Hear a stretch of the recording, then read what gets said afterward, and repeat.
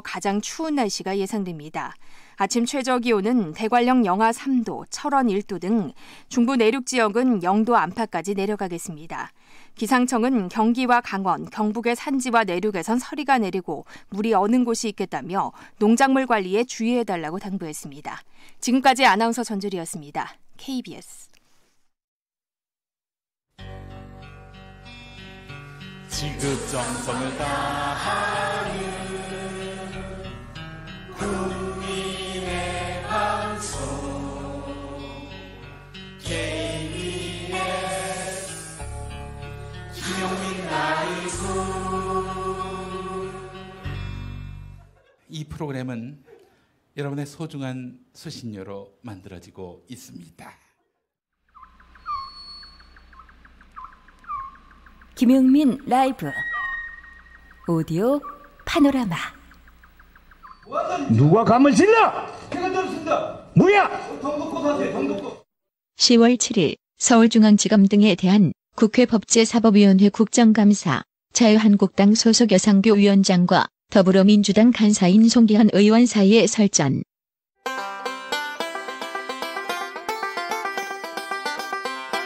여상규 위원장의 버럭은 어제 오늘의 일이 아닌데, 지난해 9월 이은혜 헌법재판관 후보자 인사청문회 박지원 의원이 당시 양승태 사법부 재판 거래 의혹과 관련해 발언하려던 찰나 판사 출신인 여상규 위원장이 자신의 말을 막자 거세게 항의. 위원장이 말이지 사회만 보면 되지 무슨 판사야 당신이? 위원장이 말이지 사회만 보면 되지 무슨 판사야 당신이? 그러자 절대 지지 않는 여상규 위원장. 뭐야 이게 지금? 당신이가 정말 진짜 이 보자 하니까 말이야. 그리고 10월 7일 발단은 여상규 위원장 자신. MBC 보도. 지난 4월 패스트트랙 지정을 막겠다며 한국당 의원들이 바른미래당 최이배 의원 사무실을 봉쇄합니다. 법사위원장인 여상규 의원은 아예 소파를 끌어다 문 앞을 막습니다. 위원장님까지 이러시면 안 돼. 여 의원은 이 사건으로 특수감금 등의 혐의로 고발됐지만 경찰과 검찰의 소환 요구에 응하지 않고 있습니다. 그런데 피의자인 자신을 수사하는 서울남부지검 검사들을 앞에 두고 여상규 위원장 수사하지 말라고 노골적으로 요구. 그런 것은 정치 문제입니다. 검찰 함부로 손댈 일도 아니에요. 어느 게 공정하고 어느 게 정의로운지 이거 잘 생각하셔야 됩니다. 수사하지 말아야 될 것은 수사하지 말고 이러는 것이 진정한 용기 있는 검찰입니다. 듣다가 격분한 김종민 더불어민주당 의원, 피의자가 수사검사장에게 할 말이냐? 이러며 격분. 그 남부지검 조사실 가서 그 말씀을 하셔야 돼요. 국정감사장에서 감사위원 자격으로는 해서는 안 될 말입니다. 명백하게 반칙입니다. 저 수사기관에 대고 수사하지 말라? 국정감사장에서 감사위원 자격으로는 해서는 안 될 말입니다. 이후로도 야당 의원들과 옥신각신하다가 듣기 싫으면 귀막을 하면서. 듣기 싫으면 귀막아요. 듣고 싶은 얘기만 들어요. 원래 듣고 싶은 얘기만 듣잖아. 하고 싶은 위원장 자격이 없어요, 위원장. 누가 당신한테 자격 받았어? 웃기고 앉냐는 정말 정신 같은 게. 웃기고 앉았네. 이건 여상규 위원장이 밀고 있는 유행어였을까? 자신이 판사이던 때 고문수사로서 간첩으로 조작된 석 달 윤 씨에게 무기징역을 선고한 것과 관련해 SBS 그것이 알고 싶다 취재진이 질문했을 때에도 당시 1심 판결로 해서 한 분의 삶이 망가졌거든요.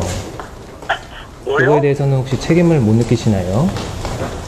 의원님께서 어쨌든 1심에서 무기징역을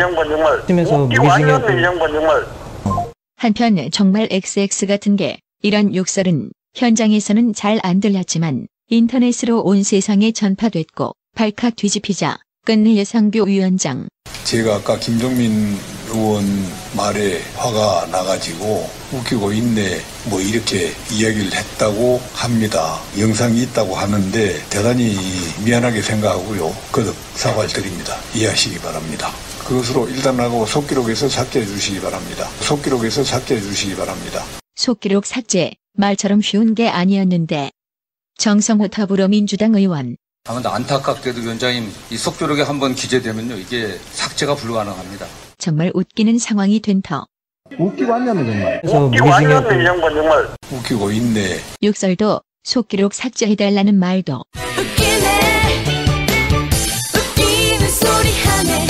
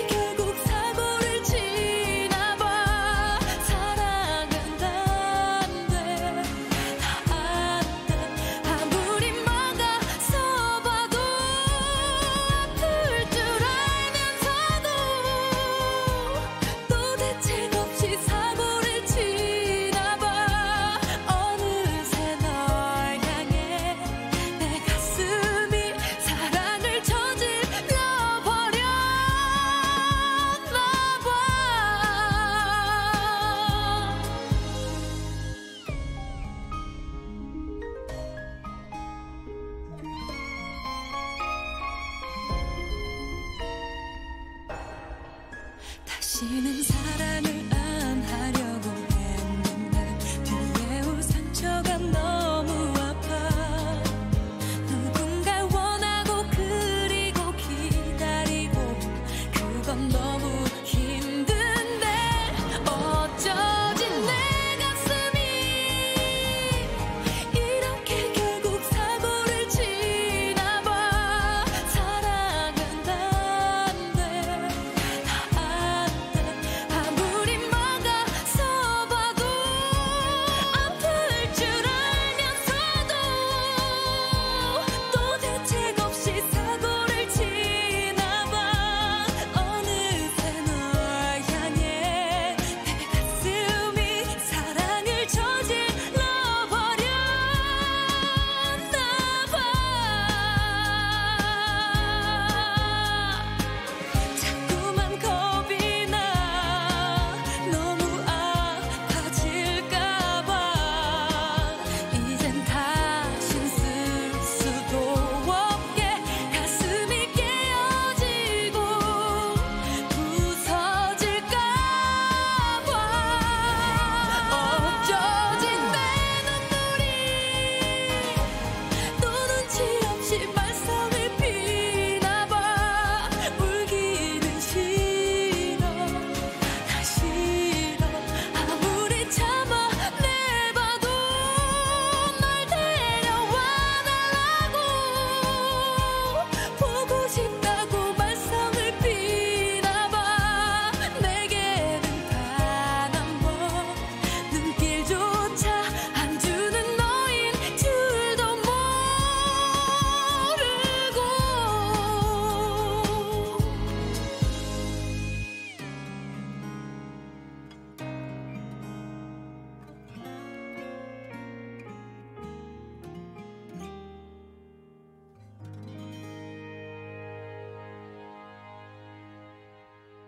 김용민 라이브 2부문을 열었습니다. 오디오 파노라마 들으신 후에 함께 하신 노래는 다비치의 사고 쳤어요 였습니다. 네, 앞서 미세뉴스보스에서 퀴즈 문제 드렸습니다. 정답 발표하겠습니다.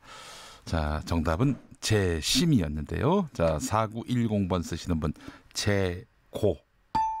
자, 그리고 1118번 쓰시는 분 항소. 네. 자, 그리고 9226번 쓰시는 분 공소시오. 네. 자, 그리고 K73921437 계정 쓰시는 분 죄심이라고 하셨습니다. 죄심. 네. 재심인데 죄심이라고 하셨어요. 자, 그리고 3160번 쓰시는 분. 이런 의미도 있긴 합니다만은 원상복귀. 네. 그건 아니었고요. 7097번 쓰시는 분 오심. 잘못된 걸 바로 잡는 거니까 오심 맞죠? 자, 그리고 6251번 쓰시는 분 고두심. 네. 4678번 쓰시는 분 재심입니다. 누군가는 거짓말하는 것 같은데 잘 준비해서 판결 났으면 좋겠습니다. 무섭네요 진짜 라고 하셨어요. 자, 그리고 7572번 쓰시는 분 선물은 못 받지만은 정답은 쭉 보냅니다. 정답 황소. 왜 갑자기 황소라고 하셨을까? 자, 그리고 0567번 쓰시는 분 뚝심. 네. 자, 2069번 쓰시는 분 김용민 씨 잘생긴 얼굴 재심해 주세요. 네. 그리고 8526번 쓰시는 분 꽃등심. 네. 자, 8748번 쓰시는 분 정답 비디오 판독. 네, 다 나오네요. 다 나와요. 네, 재심 맞히신 분 축하드리겠습니다. 모바일 커피 쿠폰 하루 5분씩 보내드립니다. 재미있는 오답 그리고 정답 골라서 저희가 보내드리도록 하겠습니다. 선물 받으실 분은요, 김용민 라이브 홈페이지에 오셔서 확인해 주시기 바라겠습니다. 라디오 정보센터 가볼게요. 정한나 씨가 오늘 준비했습니다. 문재인 대통령은 오늘 국무회의를 주재한 자리에서 우리의 세계적인 대기업은 브랜드 홍보 역량을 갖춘 데 비해 중소기업은 그렇지 못한 경우가 있다며 중소기업에 대해서는 국가 브랜드를 활용할 여지가 없는지 살펴보라고 말했습니다. 민주당은 국정감사에서 패스트트랙 수사 외압 논란을 일으킨 자유한국당 소속 여상규 국회 법제사법위원장을 국회 윤리위원회에 제소했습니다. 자유한국당 나경원 원내대표는 여상규 법제사법위원장 등 한국당 소속 의원들에 대한 더불어민주당의 윤리위 제소에 대해 제1야당 의원에 대한 인민재판이라며 즉각 철회를 요구했습니다. 국회 정무위원회에서 오늘 열린 금융감독원 국정감사에서 여야는 조국 법무부 장관 가족이 투자한 사모펀드에 차명투자 의혹을 두고 공방을 벌였습니다. 웅동학원 채용비리 등의 혐의로 구속영장이 청구된 조국 법무부 장관의 친동생 조모 씨가 피의자 신문 절차를 포기하겠다고 밝혔습니다. 법원 구속영장 심사에 출석하지 않겠다는 뜻입니다. 지난달 17일 경기도 파주에서 아프리카 돼지열병이 국내에 처음으로 발생한 이후 오늘로 3주가 됐습니다. 아프리카 돼지열병의 잠복기는 통상 4일에서 19일입니다. 정부는 2에서 13번 발생 농장의 바이러스가 또 다른 농장으로 번지는 2차 전파나 아예 외부에서 바이러스가 새로 유입됐을 가능성 등을 놓고 방역에 힘쓰고 있습니다. 지금까지 정보센터 뉴스였습니다. 네, 6시 반 지나서 교통정보센터 연결하는데 오늘 일찍 퇴근하게 하겠습니다. 우리 박소영 씨 교통정보센터에서 소식 전해주십시오. 네, 내일 휴일을 앞두고 마치 금요일처럼 교통량이 많습니다. 간선도로 정체도 심한 가운데 사고 여파를 받는 곳도 있는데요. 올림픽대로 공항 쪽으로 가양 부근에서 사고가 발생해 여의도부터 30분 넘게 걸리고 있습니다.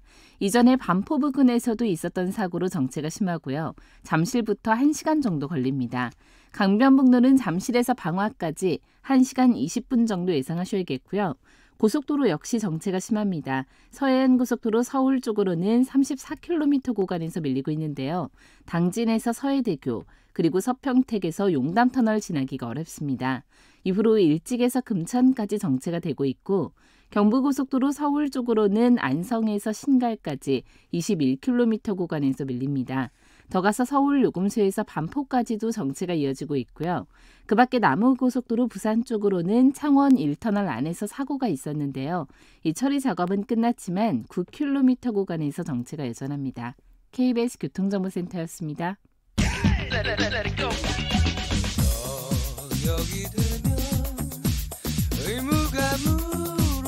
김용민 라이브를 듣고 계시죠? 처음에 만난 네, 무엇이든 물어보세요.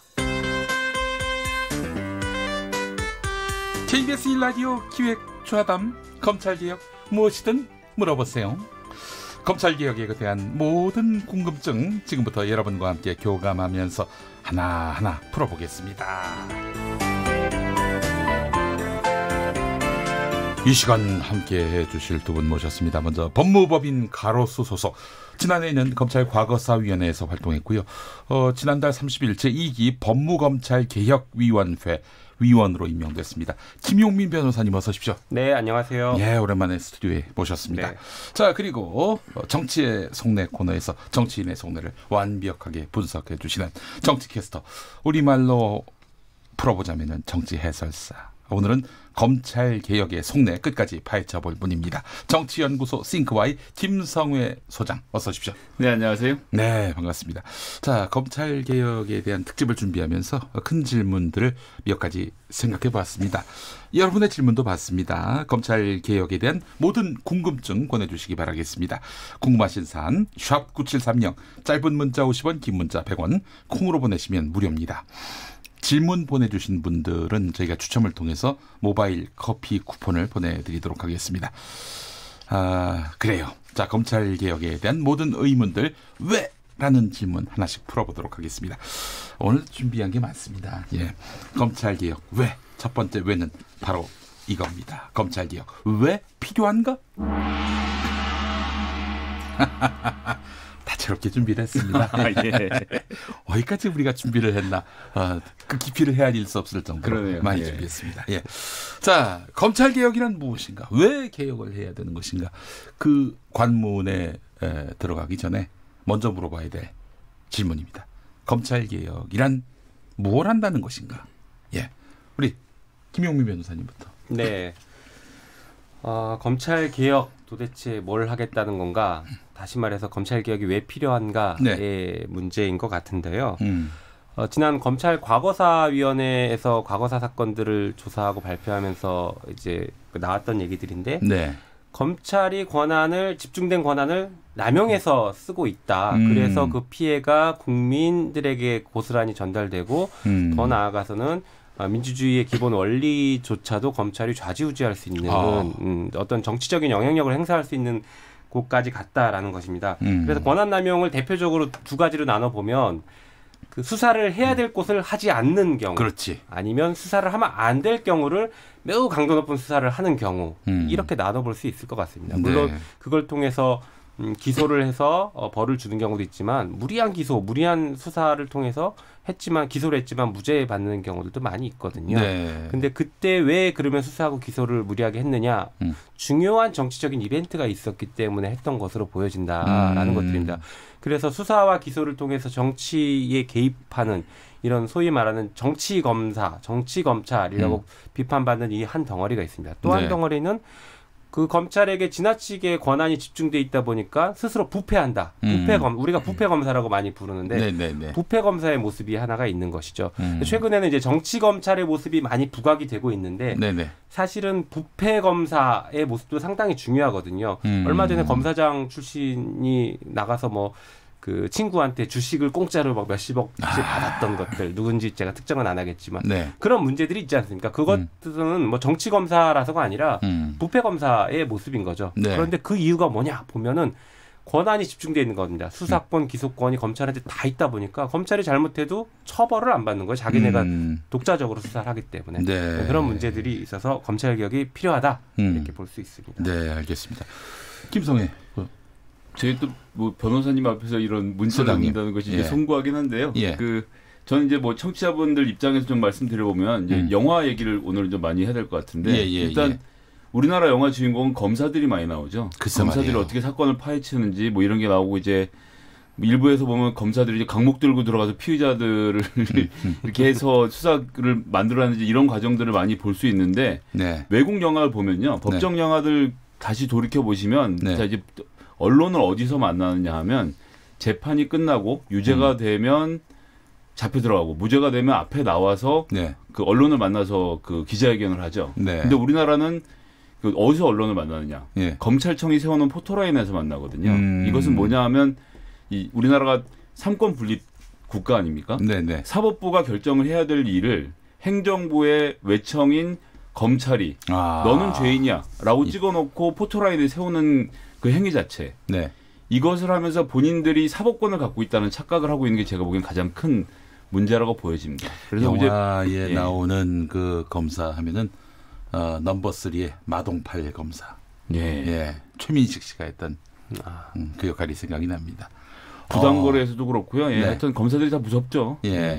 또 사회 정의를 실현하는 이런 식으로도 많이 묘사가 되는데 그런 검사님들만 있는 것 같지는 않은데 사회 정의를 실현하는 것은 사실이지만 어쨌거나 그것은 사법부 입장에서 그러니까 공격하는 입장에서 공격을 하는 것이고 변호사가 수비를 하고 그것에 대한 판단을 독립적인 개체인 사법부에서 받는 거거든요.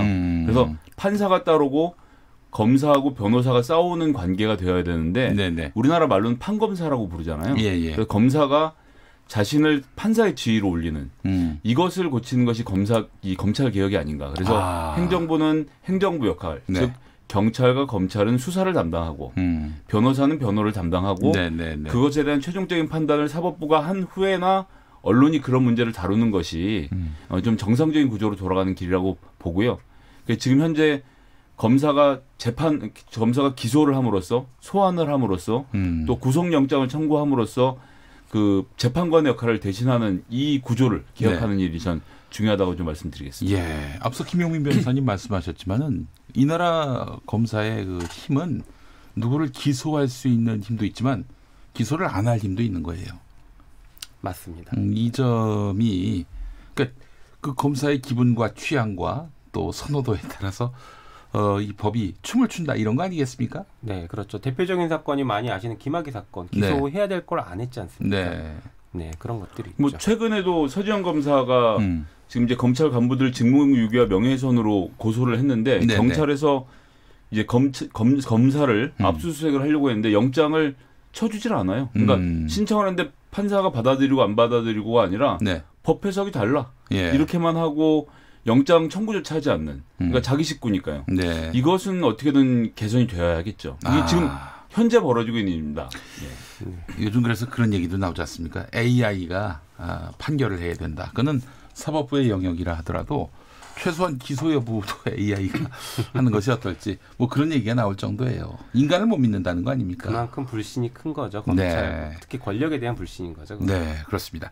자, 검찰개혁이라는 과제 16년 전 노무현 정부 때부터 거론은 됐는데 실천되지 못한 채 주저앉고 말았는데 그렇다면 왜? 다음 질문은 검찰개혁 왜 실패했나? 네, 그동안 이루어진 검찰개혁 시도들 때마다 검찰은 그걸 피하기 위해서 정의의 칼날을 그때 뽑습니다. 검찰에 대해서 뭔가 메스를 들이대려고 하면은 바로 또 검찰이 역공을 취하듯 그렇게 정의의 칼을 빼서 뭐 이런저런 수사를 벌이면서 그 개혁의 필요성을 물타버리는 그런 일들을 종종 벌여왔는데 자, 그동안 이루어졌던 검찰개혁 시도들 없지 않았던 것 같습니다. 네. 이 변호사님 좀 말씀해 주시죠. 네. 방금 말씀하신 것처럼 검찰개혁이 중요한 순간에 예를 들어 노무현 정부 때는 대선 자금 수사를 해서 갑자기 검찰이 엄청난 대검 중수부였는데 네. 엄청난 박수를 받았습니다. 검찰개혁 얘기가 쏙 들어갔고 그때 그 송광수 검찰총장 아니었습니까? 네. 그리고 수사 잘한다면서 대검 중수부장은 안대희 전 그렇죠. 대법관이셨죠. 그 두 사람이 아주 뭐 국민 영웅이 됐었어요. 네, 그래서 그랬죠. 송광수라는 그 껍데기를 불러가지고 생수를 전달하기도 하는 시민도 있었고 굉장히 기대가 컸었어요 그때. 네. 예. 그리고 지금 현 정부 들어서도 사실은 검찰개혁이 그 대선 후보들 사이에서 공약 1순위 과제였는데 실제로 그 정부가 출범하면서 검찰은 이제 국정농단 그리고 사법농단 수사를 하면서 사실 또 국민들로부터 많은 지지를 받았습니다. 그러다 네. 보니까 검찰개혁에 대한 필요성 이런 것들이 사실상 좀 물타기 됐다고 해야 될까? 좀 흐려졌죠. 네. 예. 그러다가 지금 다시 이제 검찰개혁에 대한 국민의 열망이 상당히 높아지고 있습니다. 네. 그러면 검찰개혁이 왜 실패했냐? 이게 네. 검찰이 스스로 이렇게 방어를 한 것인 건데 지금은 그것 말고 그러면 방어 측이 아니라 검찰 개혁을 하려고 하는 측에서 그러면 어떤 실수가 있었나, 어떤 잘못이 있었나를 좀 봐야 될 것 같습니다. 그것은 제가 볼 때는 일단 검찰 개혁을 하려고 하는 확실한 주체 세력이 그동안 부재했다. 대통령의 의지 하나만 가지고 검찰 개혁이 되는 것은 아니거든요. 검찰 개혁을 끌어갈 입법부의 세력도 필요한 것이고 시민사회에서도 세력이 필요한 것인데 그런 세력들이 충분하지 않아서 추동을 받지 못했다라는 게 제가 볼 때 첫 번째 이유고요. 또 하나는 검찰 개혁에 있어서 검찰은 그 개혁의 대상이거든요. 네. 그런데 이 개혁의 대상을 자꾸 개혁의 주체로 끌어올려줍니다. 그러다 보니까 검찰 개혁할 때 검찰의 입장을 자꾸 들어야 되고 물론 개혁에서 그 순조로운 개혁을 위해서는 그것도 필요하다고 생각하지만 협조를 해줘야죠. 검찰 조직이. 그렇죠. 그런데 그게 자꾸 이제 주체라는 게 자꾸 전면에 나서다 보니까 검찰의 얘기가 너무 많이 들어가고 그 실제로 검찰 개혁안들이 자꾸 후퇴를 하게 됩니다. 네네. 그러다 보니까 실질적인 개혁이 잘 이루어지지 않았다. 그래서 검찰 개혁에 있어서 검찰은 주체보다는 그 객체 대상이다라는 것에 대한 인식이 조금 더 필요하다. 더 강하게 해야 된다 이런 생각을 하고 있습니다. 네. 김성애 소장님.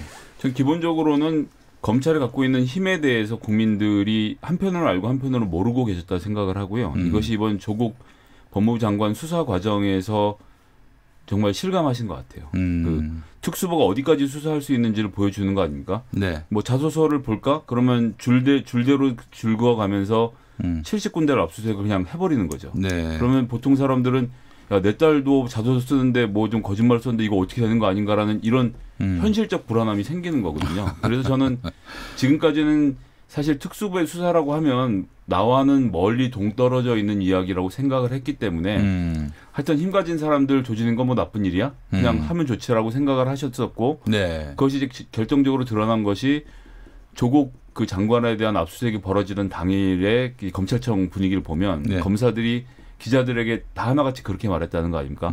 봐라. 우리가 살아있는 권력을 치지 않냐. 이것이 진정한 검찰개혁이다. 그러니까 이제 검찰개혁이라는 것을 하고 있는 내가 주체고 내가 살아있는 권력을 치고 있으니까 이게 최고의 검찰개혁이니까 다른 건 필요 없다. 이걸 정말 믿고 이렇게 얘기를 하더라는 거죠. 그랬는데 이런 것이 이제 과잉 보도가 되고 또 검찰이 과잉 수사라는 과정에서 어떻게 보면 이제 국민들이 보기엔 그냥 옆에 주변에 있는 가족, 부인, 동생, 뭐 딸, 조카 등까지가 완전히 빨가벗겨지는 과정을 보면서 이거 검찰은 그냥 두면 안 되는 거나라는 것을 다시 한번 실감하는 계기가 됐던 것이고요. 네. 이것이 이제 10년 전에 노무현 대통령에 대한 수사가 있을 때는 뭐 그럴 수도 있겠거니 했던 사람들이 생각을 바꿔 먹었던 것이 저는 크게 작용을 했다고 보고 그때와 지금은 그것이 달라졌다. 그렇기 때문에 이번에는 좀 힘을 갖고 있는 것이 아닌가. 네. 김용 변호사님 또 검사들하고 많이 또 이래저래 접촉이 있으실 것도 같고 그들의 세계에 대해서 뭐 대략 좀 한 발치 떨어져서 보실 수 있는 그런 위치에 계신 분인데 어떻습니까? 이 검사들이 검찰 개혁에 대해서는 어떻게 생각을 하고 있나요? 내가 개혁의 대상이 될 수도 있다. 이런 인식이 있는 건지 궁금합니다. 뭐 그런 것들은 기본적으로 있는 것 같은데요. 네. 그러니까 검사들마다 입장이나 생각들이 다를 수 있다라고 저는 느꼈습니다. 네. 어떤 거냐면은 지금 사실 그 직접 수사를 하고 있는 특수부나 아니면 예를 들어 공안부나 이런 쪽은 우리가 개혁이 대상이 될 수 있다라는 생각들이 조금 더 강한 것 같고요. 일반 형사부, 공판부의 검사들은 이 기회에 검찰이 좀 정상화됐으면 좋겠다. 형사부, 공판부 중심으로 원래 그냥 제 역할을 하는 것으로 좀 정상화됐으면 좋겠다라는 생각을 하고 있어서 개혁에 대한 생각이나 입장이 조금씩 그 내부에서도 다른 것 같습니다. 애청자분들의 이해를 돕기 위해서 형사부, 공판부 그리고 특수부, 공안부 이 무슨 차이가 있는지 말씀해 주시죠. 쉽게 말씀드리면은 뭐 딱 맞는 건 아닌데 이제 쉽게 표현하면 그 특수부나 공안부 같은 경우에는 직접 수사를 하는 것입니다. 뭐 예를 들어 거학척결이라고 우리가 얘기하는 그런 사회 악들을 직접 인지해서 자기가 이제 사건을 발굴해서 수사해서 기소까지 나가는 이런 권력 형기기 같은 거. 맞습니다. 그런 기관이라고 보면 되고 형사부 같은 경우에는 일반 민생 사건을 담당하는 거의 모든 사건을 담당하는 그 평범한 검찰 조직이라고 보시면 됩니다. 그래서 그 경찰서에서 송치한 사건 그리고 실제 그 검찰에서 직접 인지해서 뭐 일반적인 사건들, 일반 그 뭐 사기나 횡령이나 절도나 뭐 이런 평범한 사건들, 우리 국민들이 겪고 있는 사건들을 처리하는 곳이 형사부이고 공판부는 재판을 담당하는 부서라고 보시면 됩니다. 검찰의 가장 고유한 기능은 기소권입니다. 재판에 넘기는 누군가를 수사는 별도의 수사기관에서 하고 이 사람을 정말 처벌해야겠다라는 판단이 들면 재판에 회부하는 게 기소권인데 검찰의 본연의 기능은 기소권과 기소를 했으면 이제 재판을 유지를 해야 되니까 공소유지권 이게 검찰의 본연의 기능입니다. 그래서 그 공판부는 공소유지하는 재판을 담당하는 검사라고 보시면 됩니다. 네, 알겠습니다. 자, 애청자분들이 보내주신 문자가 많은데요. 하나하나 이제 소개를 할 텐데 짧게 답변을 해주시면 어떨까 싶습니다. 뭐 누가 답변하시든 상관없습니다. 김미선님, 검찰 비리는 누가 수사합니까? 과거에 스폰서 검사 때 검사들 난리 난 거. 그때 검찰총장이 개혁한다고 하니까 검난이 일어났던 거. 그때가 생각이 납니다라고 말씀하셨습니다. 우리가 남이가 못해요. 검사가 검사를 해야 하니까요. 동료 검사가 수사할 수밖에 없는 상황. 맞습니다. 그래서 고위공직자 범죄수사처를 만들어가지고 다른 데서 수사하게 하자. 이게 지금 검찰 개혁 아니고 국회에 올라가 있는 개혁 아니고요. 자, SIMIS 그리고 뭐 이렇게 시작하는 닉네임을 가지신 분입니다. 삼권 분립 공수처 설치에 대해서 알기 쉽게 설명해 주세요. 제가 설명을 한 것 같습니다. 싹쓰리님, 참 아주 그 닉네임이 굉장히 강렬합니다. 한번 들으면 단번에 기억이 되는 싹쓰리님. 판검사 퇴직하면 변호사 개업해서 수임료 몇십억씩 챙깁니다. 그만두면 법원 검찰청 옆에 못 오게 할 수는 없는 건지 재판거래, 범죄거래, 수사거래, 기소거래 줄어들지 않겠습니까? 그렇게 하면 직급이 높을수록 퇴임 후 수임료가 높으니 조직에 충성하고 윗선에 오르려고 발버둥치고 그렇지 않습니까? 라고 하셨어요. 맞습니다. 그 이제 정관예우라고 우리가 부르는 것들인데요. 사실 법조계의 가장 큰 병폐 중에 하나가 그 전관예우죠. 전관예우를 통해서 사건이 뒤집어지고 변론이 바뀐다. 그래서 정의를 실천하지 못한다라는 비판은 뭐 어제 오늘 있었던 게 아닙니다. 그리고 그게 실제로도 어느 정도 작용을 하고 있는 것이 간간히 이제 확인이 되고 있습니다. 네. 그 저희가 이제 뭐 그 특히나 전화 변호라 그러는데 네. 기소하기 전에 전화해갖고 기소 자체를 막아라 버리는 경우도 있다. 뭐 이런 얘기들이 나오는데 진짜로 그런 경우들을 보셨는지 저도 궁금하네요. 예, 실제로 그런 것들이 있습니다. 그래서 최근에는 그래도 이제 좀 개정이 돼서요. 그 선임계를 제출하지 않은 상태에서 전화 변론은 원칙적으로 금지가 되어 있습니다. 그런데 뭐 휴대폰으로 전화하는 건 또 우리가 알 수 없으니까 예, 뭐 제도는 금지되어 있지만 실제 다 없어졌는지는 확인하기 어렵습니다. 네, 알겠습니다. 장호민님, 포토라인에 세울 만한 정경유착 비리 범죄자들도 많습니다. 그런 사람들까지 인권이란 이름으로 과잉 보호될 여지가 있을까요? 이렇게 물어보셨습니다. 그 부분이 정말 이제 어려운 부분입니다. 네. 이게 포토라인에 세운다라는 것은 우리 헌법상 무죄 추정 원칙에 반하는 것이거든요. 그 사람을 유죄의 심증을 매우 강하게 범죄자로 낙인 찍는 행위 중에 하나입니다. 네. 그래서 원칙적으로는 금지하는 게 맞다라고 보여지는데 우리가 지금 최근에 경험했던 전직 대통령의 수사 이럴 때에는 당연히 세워야 되는 거 아니냐. 또 이런 반론도 있을 수 있습니다. 그래서 그게 어떤 것이 더 합리적인 방안인지는 지금 이제 막 논의가 시작되고 있으니까 네. 좋은 안들을 마련해야 될 것 같습니다. 네. 저는 하더라도 기소가 되고 재판장 앞에 가서 하든가 아니면 유죄가 되면 하든가 좀 뒤로 옮겨야지. 그렇게 처음에 검사가 너 나와서 서라고 해서 그것으로 벌을 주는 자체의 제도는 좀 저는 어떤 형태로든 고쳐져야 한다고 생각합니다. 네, 알겠습니다. 자, 그리고 김대근님, 그 전에 5386번 쓰시는 분, 검찰 개혁해서 기소 독점주의가 없어지고 또 경찰로 권한 일부가 넘어가면 어차피 일반 국민이 느끼는 검찰 개혁 효과는 없을 것 같습니다. 안 그렇습니까? 라고 물어보셨습니다. 다시 읽어볼까요? 네. 아니요. 제가 말씀드릴게요. 말을 너무 어렵게 했네서.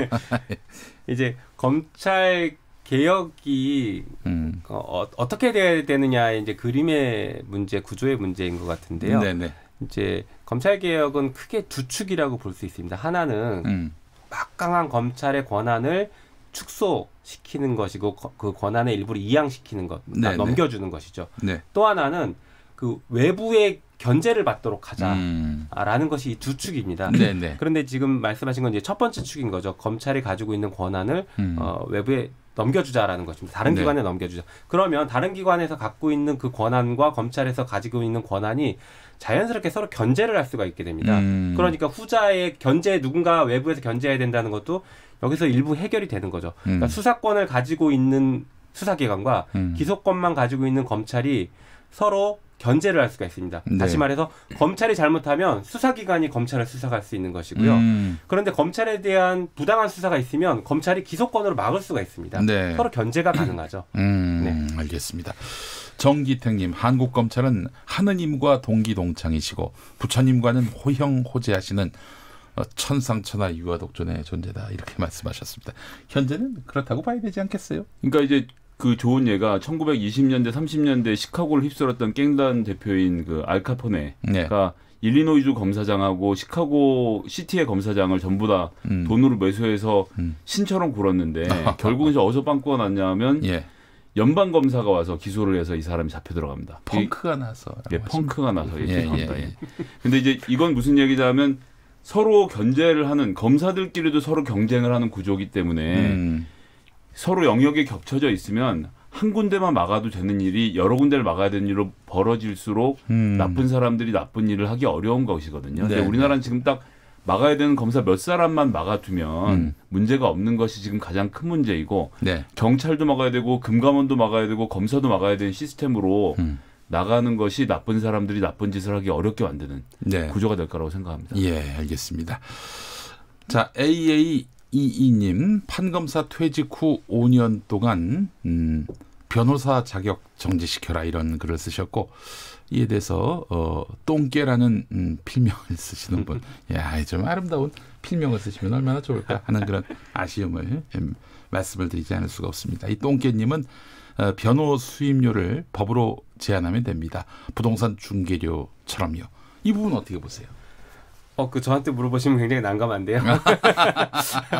그렇지, 이게 어떻게? 네, 사실은 저기 판검사가 퇴임하면 자기가 원래 근무했던 곳에서 발생하는 사건을 수임하는 것이 제한이 돼 있습니다. 네. 그래서 이제 고위 판검사들이 퇴직하면 로펌에 들어가서 자기 이름은 안 올리고 다른 변호사가 수임하는 것처럼 하는 방식으로 수임을 해서 실제는 또 그 법을 피해가고 있죠. 네. 그리고 변호사 수임료라는 것이 뭐 일정 부분 제한이 필요할 수도 있겠지만 그건 어떻게 보면 약간 자유시장에 맡겨져 있는 문제라 이게 변호사 수임료가 자꾸 올라간다는 것은 결국에는 전관예우 때문에 그럴 수 있거든요. 비합법적인 방법으로 뭔가를 해야 되는데 그러려면 이건 그 사람만 할 수 있다 하다 보니까 그 사람이 부르는 게 값이 돼버리는 겁니다. 이게 정상적인 시장에서의 가격 형성이 아니기 때문에 그렇게 문제가 되는 것 같습니다. 알겠습니다. 자, 다음 이야기 또 나눠보겠습니다. 검찰 개혁에 깃발을 세웠던 노무현 정부를 뒤로하고 다시 시동을 걸고 있는 검찰 개혁. 그렇다면 이 질문 드려보겠습니다. 왜 지금인가? 자, 사실 보수 정부 때는 검찰 개혁 얘기가 이렇게 잘 나오지 않았던 것 같아요. 네. 뭐 한번 시도가 있긴 있었습니다만은 그 중수부 폐지 건과 관련해서. 근데 현 윤석열 검찰총장도 엄청나게 반발을 했던 그런 얘기 생각이 납니다. 당시 상황 좀 얘기해 주시겠어요? 그러니까 뭐 사실 대검 중수부의 문제점들이 많았죠. 그러니까 대검 중수부라는 게 이제 대검찰청에서 그 큰 사건들을 수사를 하겠다, 뭐 대기업 수사나 아니면 주요 정치인들 수사를 하겠다라는 것인데 예전에 노무현 대통령 수사도 거기서 맞습니다. 했었어요. 거기서 했습니다. 그러니까 중수부 수사라는 것이 이제 그 일종의 표적 수사, 우리가 비판을 하고 있는 사람을 한 명 정해서 그 사람의 잘못이 있는지 전체를 다 털어보는 표적 수사로 흐르기가 매우 쉽거든요. 네네. 그렇기 때문에 많은 비판을 받아왔고 실제로 중수부가 수사해서 기소한 사건이 무죄율이 제일 높았습니다. 다른 일반 사건들에 비해서. 그래서 중수부의 그런 비판들이 많아서 실제로 그 중수부가 폐지가 되고 아마 그게 MB 정부 때인가 폐지가 됐는데 중수부는 폐지했지만 그 반부패 범죄 수사단이라고 해서 별도의 사실상 중수부 역할을 대체하는 조직을 또 만들었습니다. 그래서 사실 뭐 검찰 개혁이 제대로 되지 않았었다 그때는 그렇게 평가를 할 수 있죠. 네, 알겠습니다. 자, 문재인 대통령의 임기가 그렇게 많이 남은 상황. 11월이면 이제 딱 반환점을 돌게 되는데 정권 중반부에 뭔가 개혁을 시도한다는 것은 어려움이 있어 보입니다. 그런데 이 시점에서 검찰 개혁을 본격적으로 시작하려는 궁극적인 이유는 뭐라고 보세요? 전 뭐 계속 하려고 했다가 잘 안 되어 왔던 것을 이제라도 시작하는 의미라고 보고요. 왜 초기에 그렇게 안 했을까? 초기로 돌아가 보면 조국 민정수석이 임명되고 안경환 법무부 장관 후보가 나서서 그분이 아마 법무부 장관이 됐으면 아마 초반부터 시도할 수 있는 일이 아니었을까 싶은 생각이 이제 와서 들어요. 근데 기억나시겠지만 낙마를 했고 그 당시에 문제가 됐던 것이 그 아들에 대한 이야기였고 이제 아들이 고등학생 신분으로 학교에서 성폭행을 저지른 것처럼 중앙당 의원 등이 기자회견까지 동원해서 문제를 삼았다가 지금 항소심까지 가 있는데 민사법원에서는 3,500만 원 배상 판결을 했죠. 전혀 사실이 아니라는 것이 이제 와서 드러나는데 지금 와서 그 아들이 그런 학교 폭력을 저지르지 않았다는 얘기를 하는 것을 누가 듣겠습니까? 그리고 그때는 3,500만 원 사실 뭐 제가 재판부에서 하지는 않지만 변호사님 잘 아시겠지만 적지 않은 액수거든요. 민사에서는. 근데 이게 지금 물론 무려 10명, 전희경 중앙당 의원 등 포함해서 10명이 분배해서 내면 되는 구조로 되어 있는데 이렇게 해서 안경환 장관이 낙마를 하고 초반에 어려움이 있었다고 생각을 하고요. 지금 뭐 다시 힘이 모아지고 있는데 어떻게든 해야죠. 그리고 사실 국민들의 관심이 얼마나 올라오고 여론의 지지가 얼마나 받쳐주느냐가 중요한데 저희가 돌이켜보면 1980년대까지 권력의 핵심은 사실은 군인이 갖고 있었습니다. 그렇죠. 검사가 힘이 세지 않았죠. 뭐 지역마다 뭐 기관장 모임 회식하면요. 그때 그 군부대 사단장이 그 자리에 왕이었어요. 그래서 국민의 힘으로 당선이 된 김영삼 대통령이 하나회를 척결하면서 군부 힘을 확 빼버리죠. 이 여담인데 사실은 그 기관장 모임에서 하도 우리 사단장님이 아주 주량이 상당했거든요. 감당을 못하는 거야 이게. 그래서 불려갈 때마다 거의 뭐 필름이 끊겨서 나오는 상황이어서 박희태 검사가 춘천지검장일 때 폭탄주를 그때 개발을 했대요. 빨리 마시고 그냥 가시게 우리 사단장님. 예. 그래서 만든 게 폭탄주라는 또 일화를 또 전합니다. 예. 그러고 나서 개혁된 것이 이제 국정원이었고요. 네. 뭐 대선 댓글 등을 통해서 드러났고 검찰은 지금쯤이 개혁이 무르익어 있는 거죠. 왜냐하면 검찰의 힘이 집중되는 것을 국민들이 느끼는 시기까지 왔기 때문에 야 이제는 검찰을 손봐야 되겠구나라는 생각이 들은 거고 그래서 지금 서초동에 모이는 민심을 보면 뭐 조국을 장관으로 꼭 있어야 된다 이렇게 생각해서 그 많은 사람들이 모이는 건 전 아니라고 보거든요. 검찰이 갖고 있는 부작용에 대해서 국민들이 실감하고 있는 바로 지금이 개혁의 적기라는 것이 전 이론의 여지가 없다고 봅니다. 예, 알겠습니다. 굉장히 중요한 말씀을 해주셔서 저도 조금 보태고 싶은데요. 네네네. 이게 검찰이 어떻게 변모했는지를 조금 볼 필요가 있습니다. 네. 검찰이 지금 방금 말씀하신 대로 군사정부 시절에는 일종의 정권의 하수인으로서 평가를 받았거든요. 네. 하라면 하는. 그러다가 문민정부 들어서서 문민정부가 내거는 것은 그 군 힘에 의한 통치가 아니라 법에 의한 통치를 강조했거든요. 그러다 보니까 법에 의한 통치에서 가장 적합한 기관이 바로 검찰입니다. 네. 법을 집행하는 기관이기 때문에. 게다가 전두환, 노태우 두 전직 대통령을 구속하면서 그랬죠. 정치적 위상이 확 올라갔어요. 맞습니다. 예. 그러다가 조금 더 이제 그 정권이 조금 더 안정화되면서 군부의 힘이 이제 더 이상 미치지 않으면서 검찰은 하나의 정치 세력으로 점점 발전해 갑니다. 예.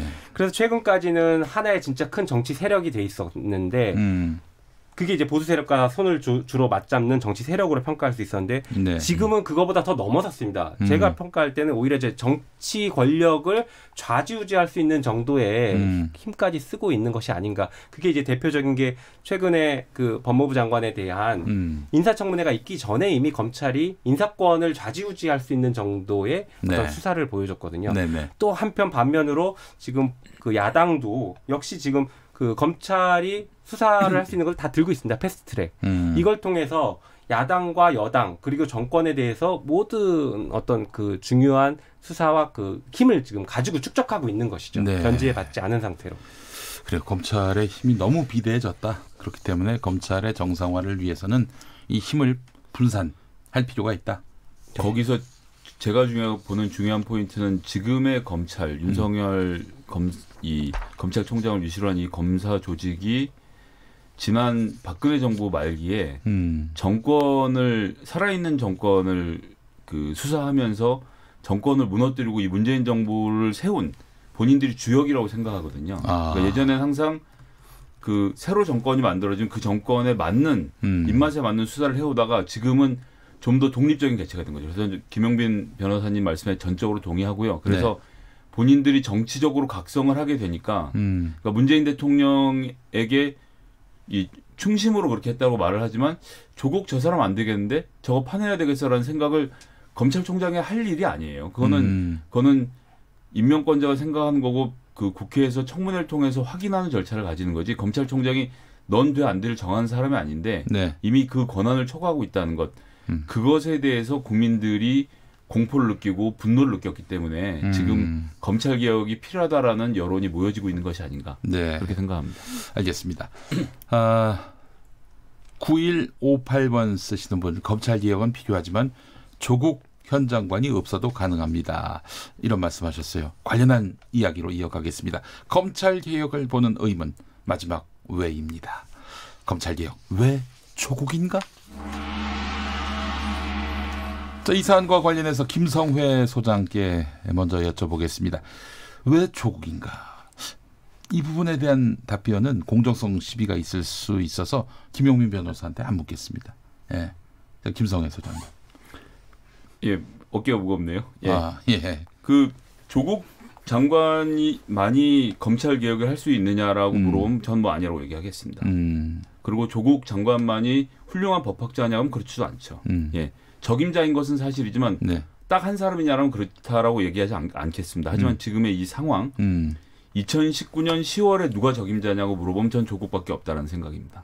지금 검찰이 김용민 변호사 조금 전에 말씀하신 대로 인사 청문회 과정에서 개입을 해서 지금 검찰개혁을 방해하는 모양새가 됐지 않습니까? 본인들의 실제 의도와 상관없이.